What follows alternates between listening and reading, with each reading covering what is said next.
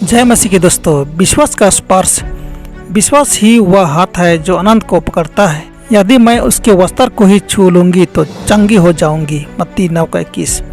जिसने ये शब्द कहे वह एक गरीब महिला थी, एक ऐसी महिला जो पिछले 12 वर्षों से एक बीमारी से पीड़ित थी, जिसके कारण उसका जीवन एक बोझ बन चुका था। अपना सारा धन वैद्यों और दवाओं पर खर्च करने के बाद उसे केवल यही बताया गया कि उसकी बीमारी लाइलाज थी। परंतु जैसे ही उसने यीशु मसीह के विषय में सुना, उसकी आशा पुनः जाग उठी। उसने सोचा, यदि मैं केवल उसके इतने निकट पहुंच सकूं कि उससे बात कर सकूं तो मैं शायद ठीक हो सकती हूं। मसीह याईर के घर की ओर जा रहा था। याईर एक यहूदी रब्बी था जिसने यीशु से निवेदन किया था कि वह उसके घर चलकर उसकी बेटी को चंगा कर दे। यह टूटे दिल की विनती थी कि मेरे छोटी बेटी मरने पर है, तू आकर उस पर हाथ रख कि वह चंगी होकर जीवित रहे। मरकुस 5:23। निवेदन ने मसीह के सहानुभूति भरे कोमल दिल को छू लिया और वह तुरंत ही सशक के साथ साथ उसके घर की ओर चल पड़ा। वे तेज गति से नहीं चल पा रहे थे क्योंकि भीड़ चारों ओर से यीशु को घेर रही थी।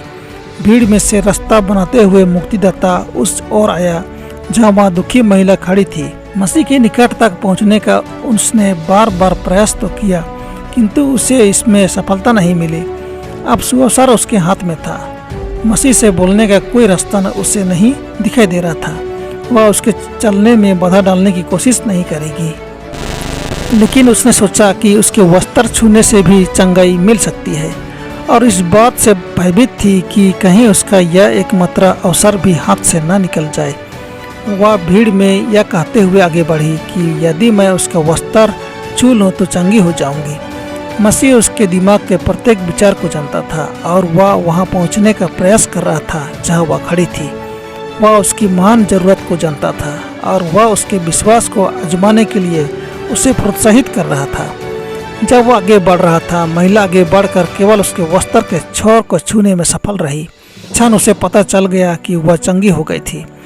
उस एक स्पर्श में उसके पूरे जीवन का विश्वास समाया हुआ था और उसी क्षण उसका कष्ट और कमजोरी गायब हो गई। तुरंत ही उसकी देह में बिजली की करंट की भांति ऊर्जा शरीर के रग रग से होकर गुजर गई। उसमें पूर्ण चंगाई की चेतना आ गई। अपने शरीर में ऐसा अनुभव किया कि वह उस महारोग से चंगाई प्राप्त कर चुकी थी। मरकुस 5:29। दिल भरे आभारी महिला इस चंगाई के लिए शक्तिशाली चंगाईकर्ता का आभार व्यक्त करना चाहती थी, जिसकी केवल एक स्पर्श मात्रा ने उसे इतना बड़ी चंगाई दे दी थी जो वैद्य लोग 12 वर्षों के लंबे समय में भी नहीं दे पाए थे। किंतु उसे ऐसा करने का साहस नहीं हुआ। धन्यवादी हृदय के साथ वह भीड़ में से निकल जाना चाहती थी। अचानक यीशु रुक गया और चारों ओर देखकर पूछा, मुझे किसने छुआ?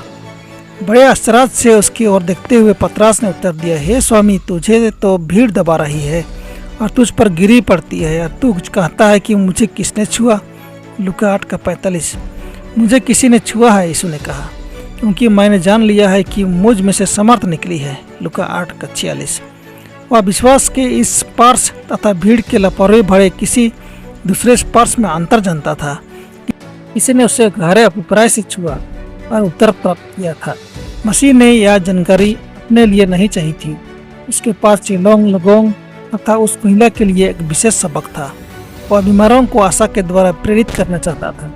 वह लोगों के सामने यह दिखाना चाहता था कि यह विश्वास ही था जिसके कारण चंगाई प्राप्त हुई थी। महिला के भरोसे को बिना टिप्पणी किए नहीं जाने देना चाहता था। महिला की धन्यवादपूर्ण स्वीकारोक्ति से परमेश्वर की महिमा होनी ही चाहिए थी। मसीह चाहता था कि महिला को यह पता होना चाहिए कि वह उसके विश्वासपूर्ण क्रिया से सहमत था। वह नहीं चाहता था कि वह केवल आधी आशीष के साथ विदा हो जाए।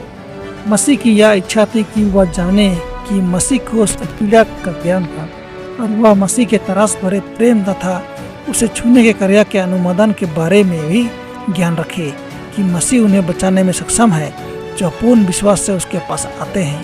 स्त्री की ओर देखते हुए मसीह ने उसके स्पर्श को सार्वजनिक करने के आशय से जोर देकर कहा कि उसे किसी ने छुआ था। अब छिपना असंभव जानकर वह कांपती हुई आगे बढ़ी और स्वयं को उसके पैरों के पास गिरा दिया। धन्यवाद के आंसुओं के साथ उसने सब लोगों के सामने कहा कि क्यों उसने उसका वस्त्र छुआ और कैसे वह तुरंत चंगी हो गई। वह डर गए कि उसके द्वारा मसीह के वस्त्र को छूना संभवतः मसीह को अच्छा नहीं लगा था, परंतु भर्त्सना का कोई शब्द मसीह के मुंह से नहीं निकला। उसने केवल स्वीकृति के वचन ही बोले। मानवता के लिए सहानुभूति और प्रेम से परिपूर्ण हृदय से ये शब्द निकले थे। उसने कहा, बेटी, तेरे विश्वास ने तुझे चंगा कर दिया है, तू सबसे चली जा। यह शब्द उसको बड़ी खुशी देने वाले थे। अब उसके आनंद को कड़वाहट देने वाला उससे कोई भय नहीं था कि उसने दुस्साहस का कोई कार्य किया था। इसे को चारों ओर से दबा रही इस जिज्ञासु भीड़ में से किसी दूसरे व्यक्ति को किसी प्रकार जीवन शक्ति नहीं मिली थी, परंतु उस बीमार स्त्री ने उसे विश्वास के साथ छुआ और चंगाई पाई। इसलिए आत्मिक बातों में एक आम स्पर्श और एक विश्वासपूर्ण स्पर्श में बड़ा अंतर होता है। में संसार के मुक्तिदाता के रूप में विश्वास करने मात्र से आत्माओं को कभी भी कोई चंगाई नहीं मिल सकती। उद्धार दिलाने वाला विश्वास केवल सुसमाचार के सत्य को अंगीकार करना ही नहीं है, वरन सच्चा विश्वासी वह है जो यीशु को व्यक्तिगत मुक्तिदाता के रूप में स्वीकार करता है।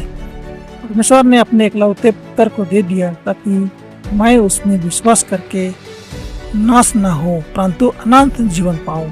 3:16। जब मैं उसके वचन के अनुसार यीशु के पास आता हूँ तो मुझे यह विश्वास करना है कि मैं उद्धार करने वाले उसके अनुग्रह को स्वीकार करता हूँ। मैं शरीर में आप जो जीवित हूँ तो केवल उस विश्वास से जीवित हूँ जो परमेश्वर के पुत्र पर है, जिसने मुझसे प्रेम किया और मेरे लिए अपने आप को दे दिया है। गलातियों 2:20। बहुत से लोग विश्वास को एक विचार समझते हैं। उद्धार करने वाला विश्वास एक समझौता है जिसमें मसीह को स्वीकार करने वाला लोग परमेश्वर के साथ एक वाचा में बांध जाते हैं। एक जीवित विश्वास का अर्थ जोश और विश्वासपूर्ण भरोसे में बढ़ना है, जिससे मसीह के अनुग्रह से आत्मा एक विजयी शक्ति बन जाती है। विश्वास मृत्यु से ज़्यादा शक्तिशाली विजेता है। यदि बीमार लोगों की इस बात में अगुवाई की जा सके कि वे अपनी आंखें उस महान शक्तिशाली चंगाई देने वाले पर लगाएं तो हमें अनोखे परिणाम देखने को मिलेंगे। इससे शरीर और आत्मा दोनों को जीवन प्राप्त होगा। बुरी आदतों के शिकार लोगों के लिए कार्य करते समय उसने निराशा और बर्बादी के विषय में बातें करने के बजाय उनकी आंखें इनसे दूर यीशु की ओर फेर दें। स्वर्गीय महिमा पर ध्यान केंद्रित करने में सहायता करें। इससे देह और आत्मा दोनों को उससे कहीं ज़्यादा लाभ होगा, जो असहाय एवं निराश जान को मृत्यु का संपूर्ण भय दिखाने से भी नहीं हो सकता है। परमेश्वर आपको आशीष दे। आमीन।